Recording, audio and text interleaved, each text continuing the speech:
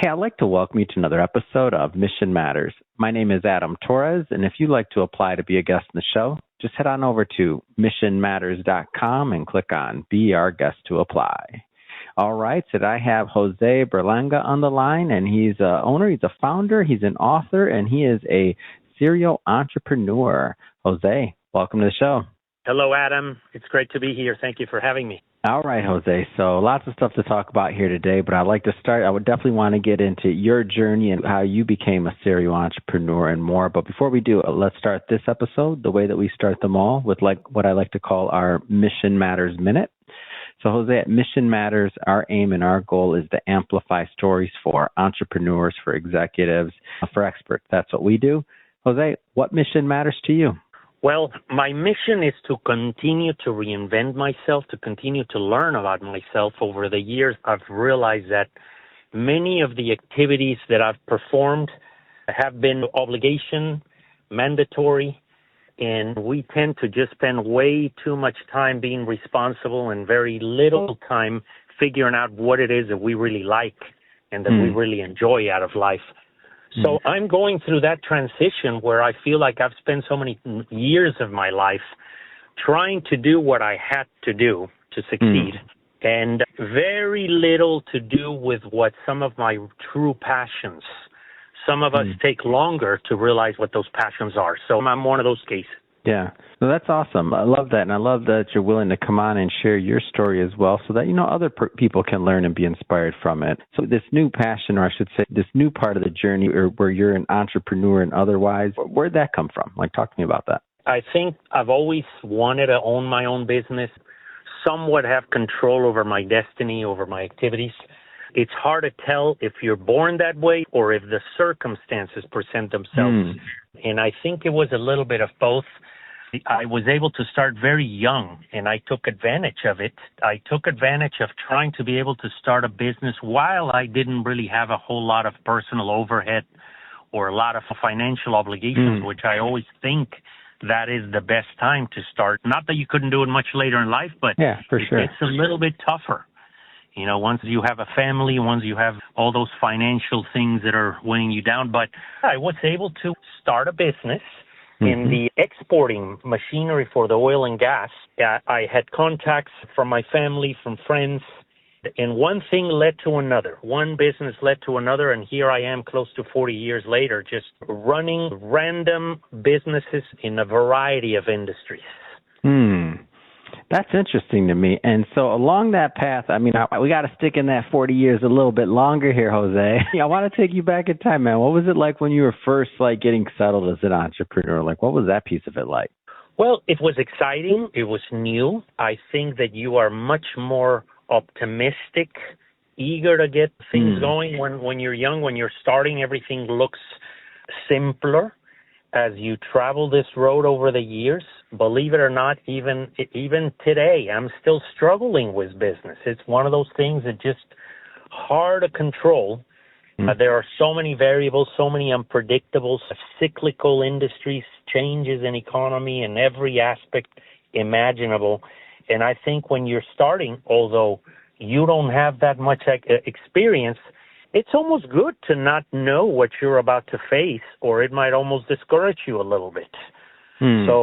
So yeah, as you start confronting a setback and obstacles, some people, I think the majority, just get discouraged and realize that entrepreneurship it's not what everybody associates it with, which is just freedom and wealth. It's the freedom to work more. I like when people talk about, I want to work for myself so I can, have control. I'm like, so you can work 100 hours instead of 50. I get it. No. Yeah.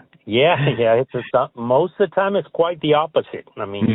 Particularly in the earlier years, you end up working more hours and doing more than you imagine, and perhaps not making money.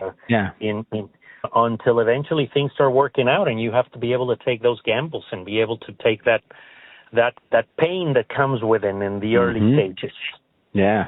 I want to spend some time talking about your book as well. So, Dirt Rich, Explore the World of Land, Investing, and Development.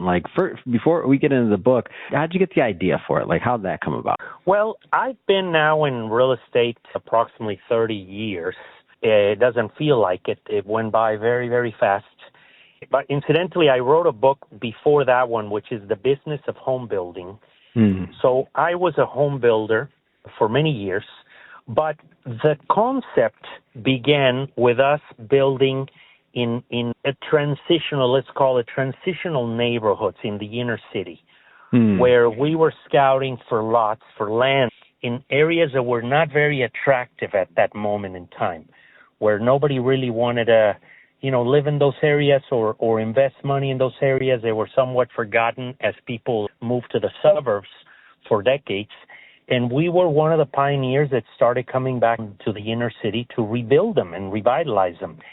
So I got to experience so many aspects of looking for land, appraising it, locating it, negotiating it, understanding the trends, understanding where things were moving in what direction. And I invested an incredible amount of time just searching for properties and trying to make deals work. So that's how it started. So tell me a little bit more about this book, though, Dirt Rich. So what do you hope the readers get from it? Well, the purpose, it's really a number of things. I mean, it's educational, it's interesting. I try to make the subject fun, but it's for people to really appreciate land as the commodity that it is, to understand, to really trigger people to think about what it represents, the logic, how neighborhoods are established, how they grow, how they develop, the location of things, the logic of how things develop and grow, and how it all happens, the cultural aspects, and all the fun things that land represents. Not to mention the fact that everything that has to do with real estate, humongous business of real estate, and everything inside of this industry begins with a proper selection of a piece of land. Every aspect, a commercial, industrial, residential, single-family, multifamily, it all begins by deciding and determining where and why, understanding the utilization of land, and knowing what your objectives are. So it all begins, the book honors land as the most important aspect of all real estate transactions and the one that appreciates the most over the years. Talk to me a little bit about the technical side of the book. It covers land use. Is urban planning mixed into that at all? Design, zoning, do you touch on everything? Get into a little bit of that piece of it. Yes, I talk a little bit about history and try to make it fun and talk about how everything started, how things developed in the real estate world and the land speculating. I talk about what it means to speculate, what are some of the risks. I also explain a little bit about how to go about it in selecting a piece of land, researching how to perform your due diligence, all of the feasibility studies, because you don't want to buy something and then realize that there are problems with your property or that you are not able to conduct or execute the project that you intended because you didn't research properly. Understanding all the trends, understanding not only the technical aspects of land, but also the market aspects. Building something that makes sense from the number standpoint of view, from the budgets, from the style, from the architectural aspects, just to make the right logic, and take the right steps in order to make these decisions. What areas do you invest in? Or do obviously land, but I mean geography-wise? Is there any particular areas that you lean towards versus others currently? Well, now, predominantly, I'm in Houston, Texas. We have investments throughout Texas, but Houston has been our playground for so many years because it's just been amazing. It keeps growing. It keeps expanding in every direction. It's a relatively stable market. It doesn't have all those major fluctuations. It's an end-user market. But we started, again, in the inner city, in transitional neighborhoods, and we've kind of expanded a little bit at a time into other areas. Yeah, that's interesting. In that market now, and you've been in that market for a long time, so you've kind of ridden that growth, huh? That's a nice market to have been in, right? Yes. And, of course, it always has its complexities. It cycles where all of a sudden you own a lot of stuff. I talk about leverage. So I talk a lot about the aspects of the pros, the cons, the do's and don'ts, when to borrow, how much to borrow, when not to over-leverage yourself and put yourself in a vulnerable position. Because when things turn, if you have a lot of debt, carrying that debt weight is not an easy thing. Big boat. Yeah. Just like I've made a lot of money in this business, I've also lost a lot of money over the years, and you have to be ready for it. Yeah. What's your vision for this going forward? I mean, the book, of course, Dirt Rich, but also your portfolio as an entrepreneur. Talk to me about your vision and what motivates you going forward. Well, I'm enjoying the process of writing. I finished a third book about entrepreneurship. Oh, you are a writer then. Hold on. Stop playing, man. Go ahead. No. This is part of the reinvention that I was talking about, that I always wanted to do. And we always keep saying that one day I'm going to get around to doing this and that. And at some point I just said, it's time. I know there's work and responsibilities and family and children and work, but you never make time for those projects, those passion projects. And so that has me very excited, trying to spend more time doing that and continue to run my business as smooth as possible throughout these cycles that don't change. As I was telling you, I'm still managing the endless and the never-ending headaches that come with this industry. Between, political changes, interest rates, economic cycles, and industry cycles. Yeah. So I plan to continue navigating through those and continue being in the real estate business because it is what I know what to do. Yeah, it's great. Jose, this has been great having you on the show, man. I really enjoyed getting to know you, and I'm glad I know some other people out in Houston now. I'm liking this. I've been a long-time supporter of the Texas FFA. I go out to their convention every year, and I've been podcasting for them. And they're growing Our Future podcast, hosted by their executive director, Aaron Alejandro.